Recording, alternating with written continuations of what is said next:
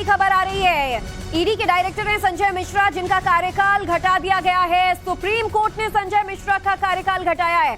18 नवंबर तक उनका कार्यकाल बढ़ाया गया था, लेकिन 31 जुलाई को वो रिटायर हो रहे थे। सुप्रीम कोर्ट के फैसले के बाद अब 31 जुलाई को रिटायर होंगे संजय मिश्रा।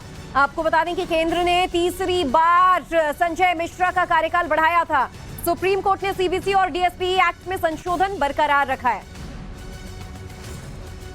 ज्यादा जानकारी लेंगे, गौरव श्रीवास्तव हमारे साथ जुड़ चुके हैं लाइव। गौरव, जिस तरीके से केंद्र ने तीन बार संजय मिश्रा का कार्यकाल बढ़ाया, नवंबर तक उम्मीद थी कि वो सर्विस देंगे। सुप्रीम कोर्ट ने क्या तथ्य सामने रखे और वापस कार्यकाल घटाया?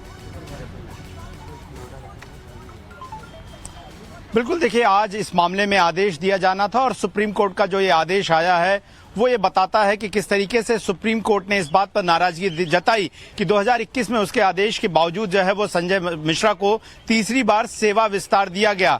और इस बात को लेकर भारत सरकार को काफी उम्मीद थी कि नवंबर 2023 तक संजय मिश्रा अपने पद पर बने रहेंगे।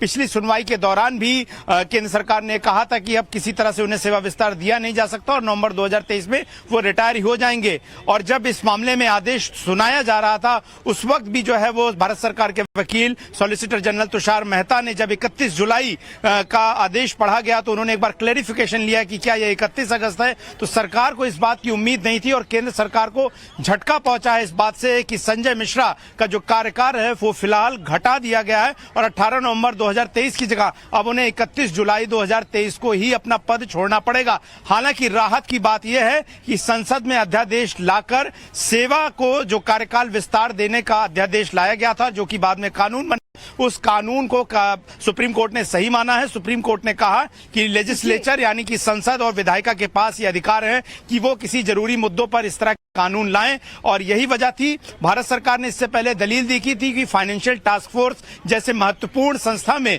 किसी व्यक्ति को बनाए रखने के लिए संजय मिश्रा को कार्यकाल विस्तार देना यानी कि एक्सटेंशन देना जरूरी था और इसके अलावा तमाम महत्वपूर्ण केसों का हवाला दिया गया था। लेकिन उस वक्त सुप्रीम कोर्ट ने पहुंचा था कि क्या ईडी में और कोई काबिल व्यक्ति नहीं है जो कि ईडी की जिम्मेदारी निभा सके, और उसी का जो एक रिफ्लेक्शन है वो आदेश में साफ साफ दिखाई दिया है, जहां पर सुप्रीम कोर्ट ने जुलाई संजय मिश्रा के लिए आखिरी दिन होगा, उनका रिटायरमेंट होगा और सुप्रीम कोर्ट का ये बड़ा फैसला रहा। अपडेट्स आगे भी लेते रहेंगे। शुक्रिया पूरी जानकारी के लिए।